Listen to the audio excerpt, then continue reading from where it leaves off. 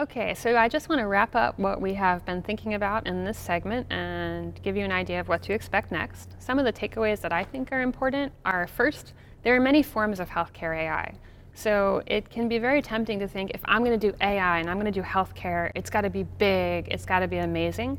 Actually, if you can do some simple things to take some of the mental burden off clinicians, to help people synthesize their healthcare data, to help researchers match people in different data sets, you are already making a tremendous contribution relative to what's out there today. So I think we're going to see even some very simple applications of AI changing people's lives in the next few years. Some of the biggest hurdles to doing that are actually logistics, regulations, and a lack of good data.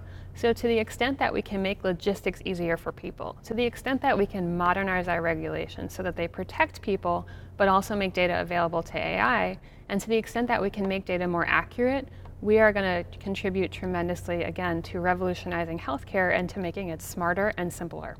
Small data sets can be really valuable. So sometimes people don't get started on AI in healthcare because they think, oh, I can't get massive data sets, right? Many studies are only conducted on 10 people or 100 people, and even 1,000 people. That's an enormous healthcare study.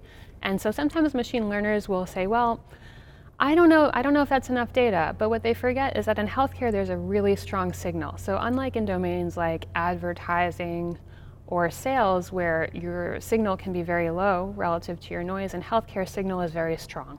So finally, there is lots to do, and people are beginning to realize that. So healthcare's AI/machine learning publications have actually tripled in the last 2 years.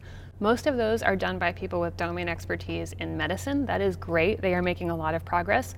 They will make even more progress when people on the machine learning side also can contribute more of their expertise and begin working synergistically. So this healthcare series, as it continues, will first have a segment on unsupervised learning, elaborating on what we saw with clustering analysis. There will then be a segment on linear methods, and we will talk about ways that you can make predictions both for individuals and aggregate populations. And finally, we will talk about deep learning in healthcare and how that's likely to revolutionize everything in the next few years.